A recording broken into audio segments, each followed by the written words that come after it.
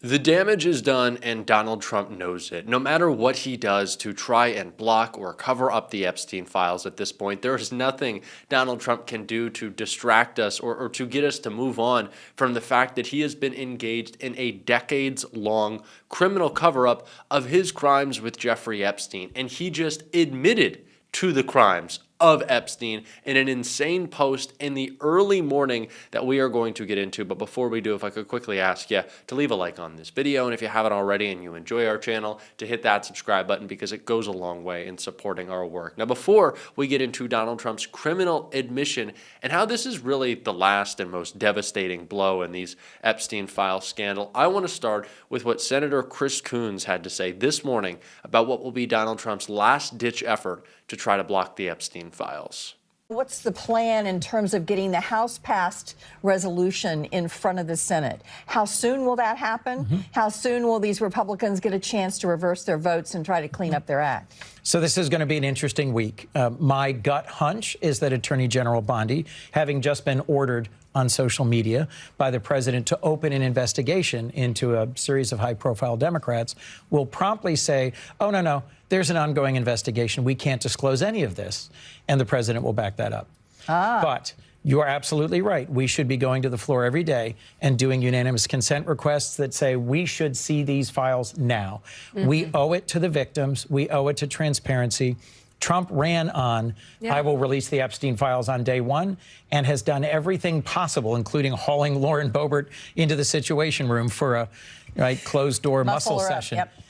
This is just a despicable act of betraying the victims of Epstein. It's long past time that we get transparency around this for the American people. That's the scenario. I think that it is important that we recognize that nothing that Donald Trump says or does is ever going to be honest or truthful, really ever, but especially around the Epstein files. And I think we need to point out and make it clear to everybody that Donald Trump is not only trying to block these files, but also at the same time admitting why we need them released. Donald Trump says that he is reopening this investigation. He's directing the DOJ and Pam Bondi to look into new evidence against, of course, his political victims, but it doesn't matter who Donald Trump wants investigated as it relates to Jeffrey Epstein. We need these files released, and we need everybody who had any relationship with Jeffrey Epstein investigated and questioned so that we can find more links to more powerful people who abused young girls alongside him. But what Donald Trump, again, is admitting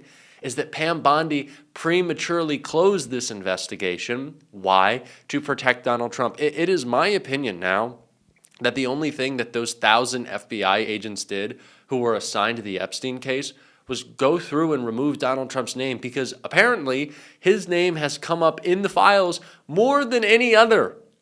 I don't know how much more evidence you could possibly need aside from the fact that Donald Trump was mentioned more than anybody else. And that is why he is panicking. And that is why he is trying to stop these files from being released with this last-ditch effort. But a group of people, in fact, who made the most important case yet of why we have to keep up the pressure was Epstein's own victims, the survivors of his abuse. If you haven't seen this ad, you need to take a look.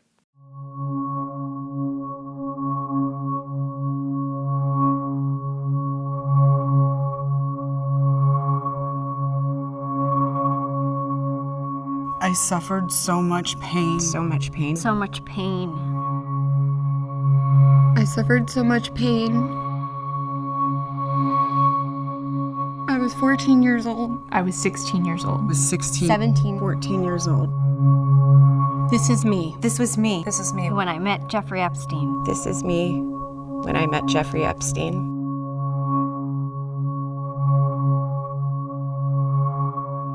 There are about 1,000 of us.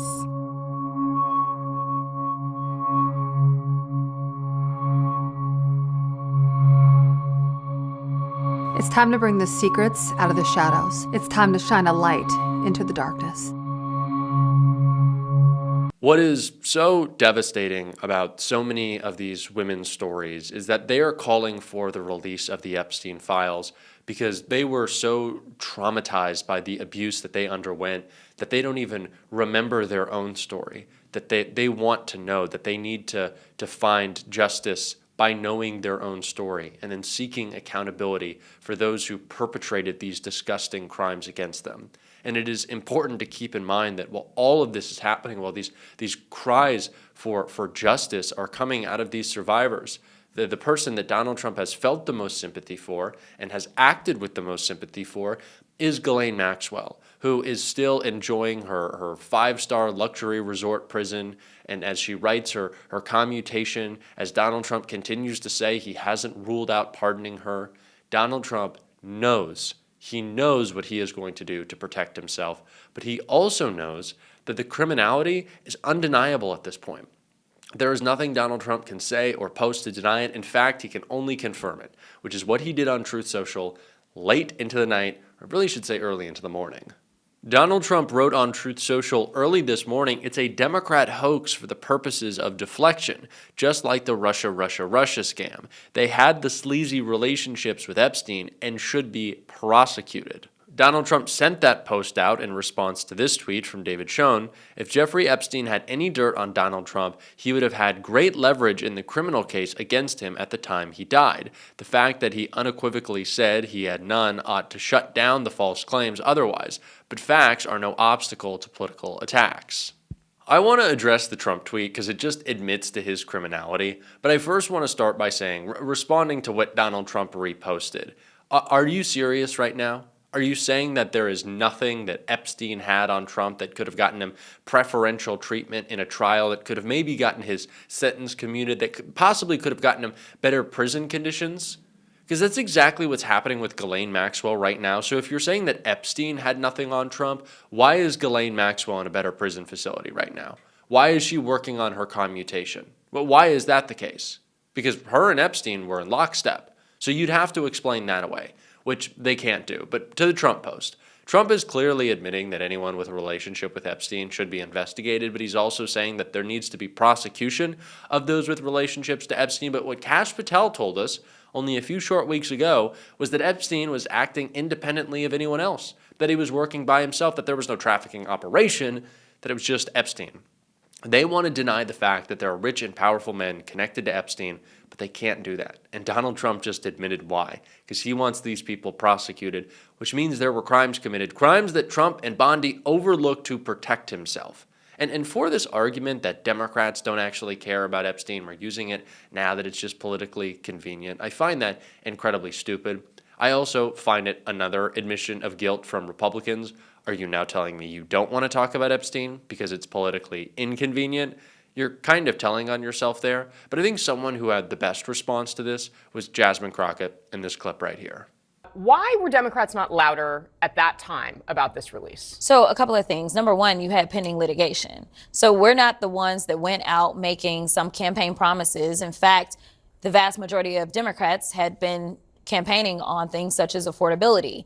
I know that Kamala Harris had an actual plan so that people wouldn't necessarily be stuck in a mortgage for 50 years, but instead she wanted to make sure that they could have $25,000 down payment so that they could move into homes and make life overall more affordable. So we were focused on the bread and butter issues. This was a campaign issue of his.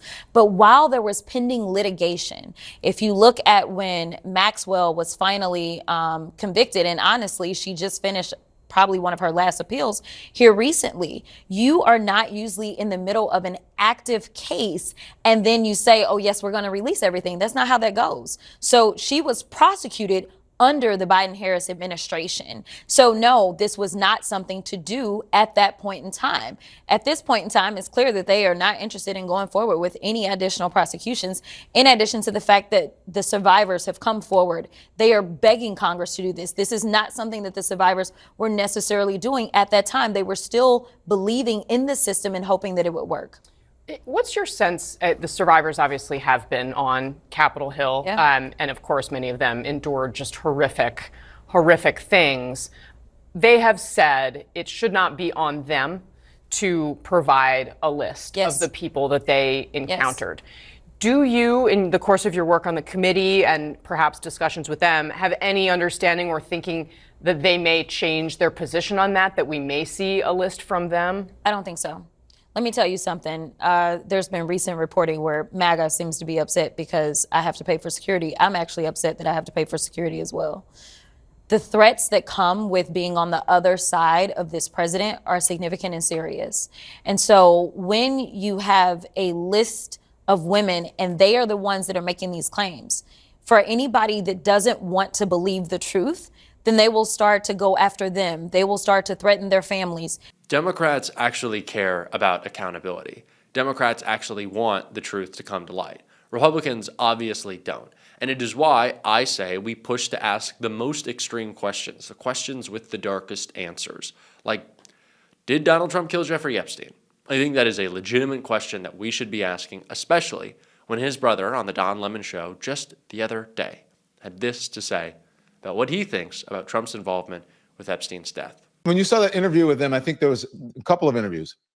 The one thing with Maria Bartiromo, where they sat down, and I mean, they were glum, and they're saying, there's nothing there. I would be honest with you, there's nothing there. After years and years of pushing, and also calling this somehow a Democrat, according to them, conspiracy theory, and that somehow the Democrats were involved in your brother's death. I don't think the Democrats, look at it this way.